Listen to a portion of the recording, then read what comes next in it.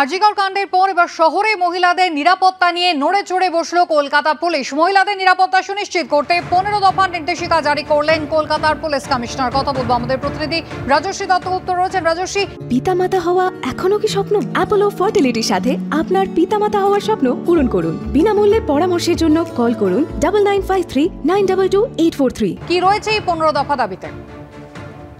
দেখো, যেটা বিশেষভাবে বলা হয় যে সমস্ত থানাকে এবং কলকাতা পুলিশের যে সমস্ত উইং আছে সবাইকে পুলিশ কমিশনারের তরফে সতর্ক করা হয়েছে। 15 দফা নির্দেশিকার মধ্যে মূলত যেটা বলা হয়েছে যে সমস্ত স্পর্শকাতর এলাকাগুলো সিসি ক্যামেরা দিয়ে মুড়ে ফেলা প্রয়োজন।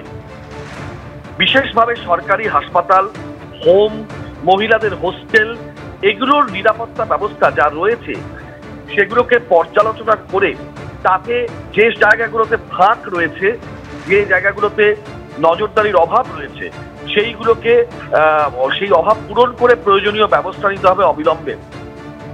মহিলা চিকিৎসক, স্কুল কলেজের ছাত্রী, এদের সঙ্গে পুলিশের সংযোগ স্থাপন করতে হবে। এই কমিউনিকেশন খুব জরুরি, কারণ না হলে ইনফরমেশন পাওয়া যাবে না, বা তারা যে নিরাপত্তাহীনতায় কেউ ভুগছেন কিনা, তাদের কি প্রয়োজন, এইগুলো জানা প্রয়োজন। সেই জন্য মহিলা পুলিশের সাহায্য নিতে বলা হয়েছে। মহিলা পুলিশের উইনার টিম আছে, তাদেরকে সাদা পোশাকে টহলদারি দিতে বলা হয়েছে।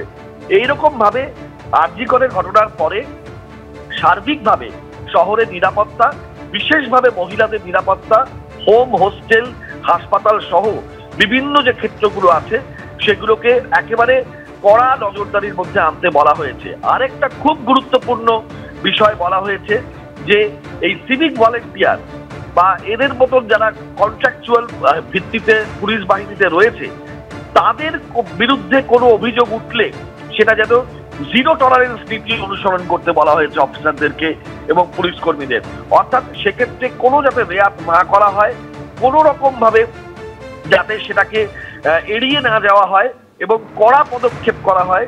কোনো ভিলেজ পুলিশ বা কোনো গ্রিন পুলিশ কিংবা কোনো সিভিক পুলিশ যদি কোনো গন্ডগোল করেন বা কোনো অপরাধ ঘটান বা কোনো কিছুতে জড়িয়ে পড়েন, সেক্ষেত্রে কড়া পদক্ষেপ করতে হবে প্রথমেই, এবং কোনো রকম ভাবে সেটাকে রেয়াত করা চলবে না, জিরো টলারেন্স নীতি অনুসরণ করতে হবে। ধন্যবাদ। গোটা রাজ্য জুড়েই আরজিকর কাণ্ডের প্রতিবাদে ইতিমধ্যেই কর্মবিরতি শুরু করেছেন চিকিৎসকরা। আর তার জেরে গতকাল রাত 1টা থেকে কর্মবিরতি শুরু হয়েছে মালদা মেডিকেল কলেজ হাসপাতালে।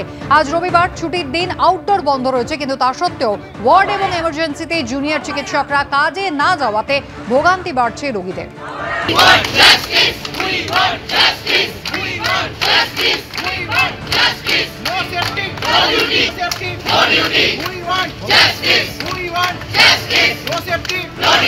ডাক্তারদের উপর অত্যাচার